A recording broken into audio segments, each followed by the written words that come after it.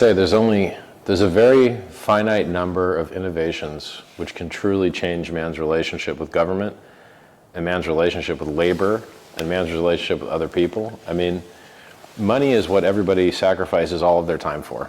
Right. And really all it is an accounting trick to try and represent goods and services, because goods and services are the only things that actually matter. The money is just accounting. But somehow we live in a world that's been slightly perverted in that, you know, if you look at who makes all the money, people in the financial game tend to make the most money. So Wall Street makes the most money, but what does Wall Street produce? They don't make cars, they don't make houses, they just are in the game, so to speak. And they add a lot of friction, a lot of rent seeking. Rent seeking is a fancy word for you guys watching of someone that has a position of control, makes it so that you can't get around them and they just get, you know, a portion of the money. So for instance, Visa and MasterCard rent seek. You cannot do retail without supporting Visa or MasterCard. I was on the highway on the way here from Paris, used a toll road. Tried to use American Express, didn't work. All right, I guess I'm gonna try the next one. Visa worked.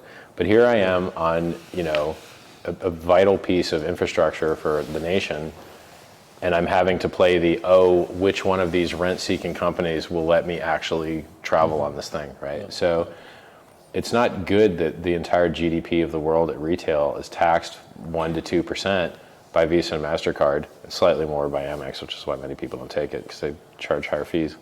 There should be a better way. Yeah. It's just accounting, it's just math. We have, you know, every currency is digital now. The only difference is who gets to print it for free. So in Bitcoin miners get to print it for free. In Hex, stakers get to print it for free. And in the legacy financial markets, guys that you don't elect get to print it for free. Yeah. So the Fed in the United States is not an elected agency. You don't choose who's in it. A bunch of banks decide who's in that board, and then those private bankers with private interests decide whether the interest rates are high or low.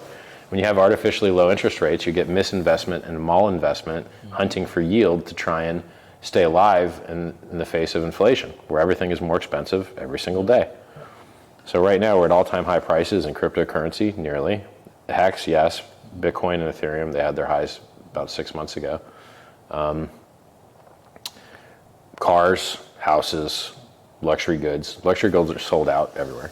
You know, if you go, I was invited to a special client event, because I spend like a couple $100,000 a year at Louis Vuitton for a laugh.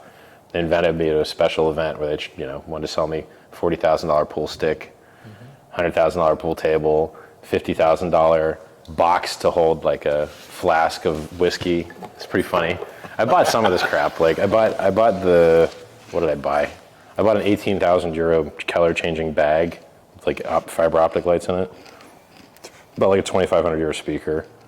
I don't know that I bought any of that other stuff. Maybe I'll buy their $60,000 foosball table. But you buy a home in Amsterdam. Someone actually just offered me a home in Amsterdam for Hex.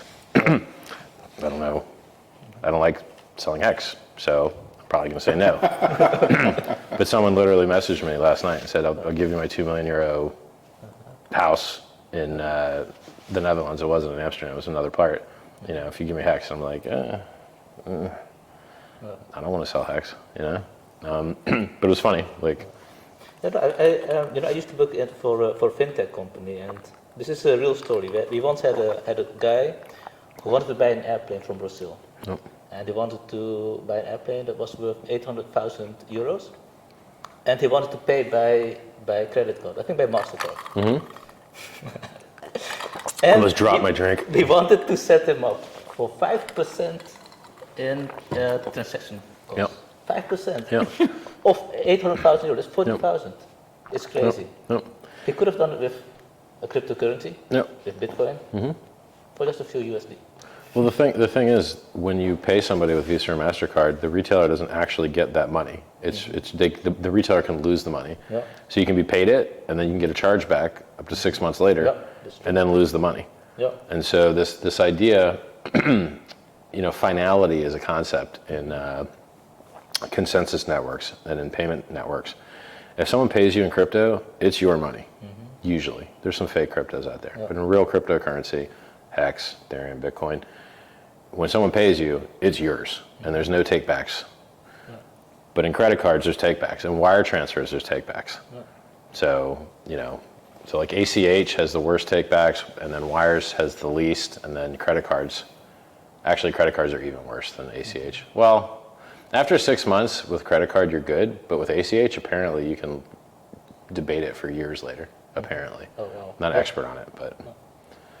Yeah, and this time component of, I know that it takes 3 to 5 work days before the money actually enters the bank account of the merchant.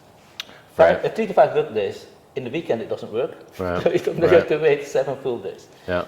It's very archaic, of course. Well, yeah, there's a better way. I mean, cryptocurrency solves all this except for the volatility. But if the volatility is mostly upside, and the price usually goes up more than it goes down, that's just extra yield. That's just extra profit for you. Yeah. So you would never want to take out a loan in cryptocurrency, like you borrow Bitcoin and then you have to pay it back in Bitcoin.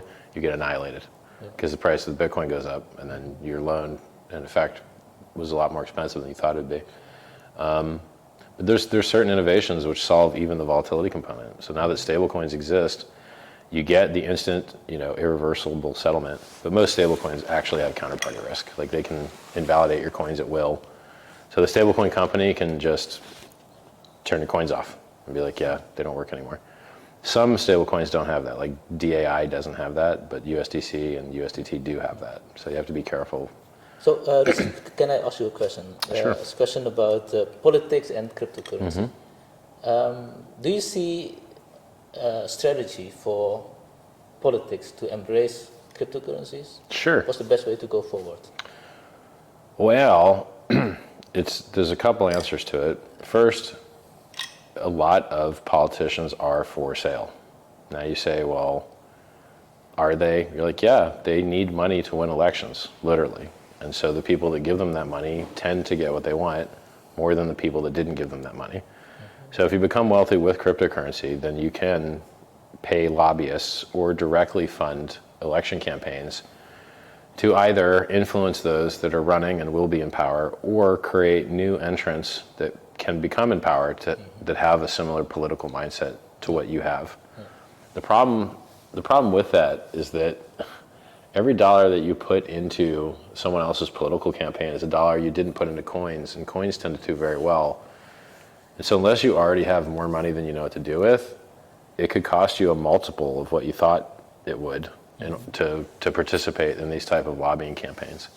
There are other ways where you could just do good messaging, So align yourself with the goals. Do you want America to be competitive, or do you want all this innovation to go to another country? Because if you make very harsh, draconian laws in the United States, you're going to see all this fintech innovation go somewhere else, and that's going to hurt America.